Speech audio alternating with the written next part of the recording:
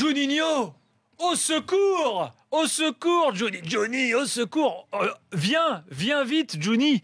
Alors, C'était plus pour Jean-Marie Le Pen. On en a... Non, surtout pas. Mais c'était pour faire une espèce de comparaison. Johnny, au secours, pourquoi? Il se trouve que ici à RMC, et moi je faisais cette émission avec Luis Fernandez l'an dernier, pendant un an on a travaillé avec Juninho, qui vit au Brésil, qui ne rate aucun match de Lyon, qui connaît tous les joueurs par cœur, qui connaît ce club par cœur, qui a une espèce de grinta qui n'existe plus aujourd'hui dans le club. Le type a un réseau international de dingue, il connaît bien l'Amérique du Sud, il a bossé aux États-Unis, il connaît l'Europe, il a été international. Bref, il a en plus cette légitimité sportive. J'ai oublié qu'il a joué dans le golf. On voit une image sur BFM Sport où il avait son maillot, je ne sais plus quel club du Qatar là. Il a une légitimité sportive qui est inattaquable à Lyon. Il reste adoré par les supporters. Et en plus, il est demandeur, le gars. Il est demandeur pour venir. Il est en train de passer ses diplômes d'entraîneur qui va finir en janvier 2018.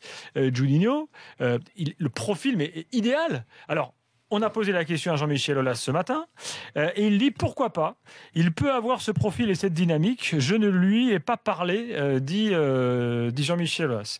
Eh bien, j'aimerais bien, moi, que Jean-Michel Aulas décroche son téléphone et appelle Juninho.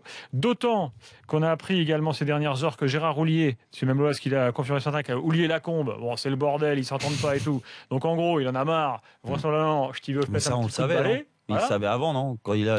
Voilà. Non, mais au bout d'un moment, c'est. Exactement, on le savait avant. Ça, c'est des choix de Aulas. De pas définitivement dire au revoir à Lacombe. De lui mettre dans les pattes Houllier. C'est pas obligé de lui dire au revoir, mais de lui faire faire un truc. Non, mais peu importe. De dire clairement, ça c'est terminé. Houllier et Lacombe ensemble ne peut pas marcher. Même Houllier seul, est-ce que c'est vraiment utile? Non, tu vois Houllier, tu l'as même jamais entendu. Non, mais Houllier ou pas, c'est pas. Moi, je tire pas sur les deux. C'est que ramène de la fraîcheur. Au bout d'un moment, t'as l'impression que ça. Mais Juninho, par exemple. Ils n'ont pas les mêmes idées. Du moins pas les idées qui vont avec le foot d'aujourd'hui. Sur Juninho, ce qui est dingue, c'est que ce nom, depuis combien de mois autour de Lyon, on en parle? Moi j'ai le sentiment. Non mais attendez, j'ai le sentiment qu'en fait il y en a qui freinent des cas de fer dans le club. Ah bah oui, peut-être que Jean-Michel n'est pas convaincu puisqu'il aime quand même avoir la main sur les choses. Non, mais qu'il soit pas convaincu, et là le truc c'est que Juninho il va faire de l'ombre à tous les gars qui sont déjà là. Tu viens de dire qu'il passait de ses diplômes, d'accord? Donc il les a pas encore. Oui, il finit en janvier 2018. Voilà, donc il les a pas encore. Mais là, je te parle plus d'entraîneur. Ça n'empêche pas d'être directeur sportif aujourd'hui. Ah, toi, tu le vois dans un rôle comme ça? Bien sûr. Ouais. D'accord. Non, mais je te parle pas. Il pourra peut-être. Je pense qu'il y a de la graine d'entraîneur chez Juninho. Mais... Je pense que si tu passes tes diplômes d'entraîneur, je suis bien placé pour le savoir. Je pense qu'au bout d'un moment, c'est pour te rapprocher du terrain. Le rôle de directeur sportif, il va pas te convenir.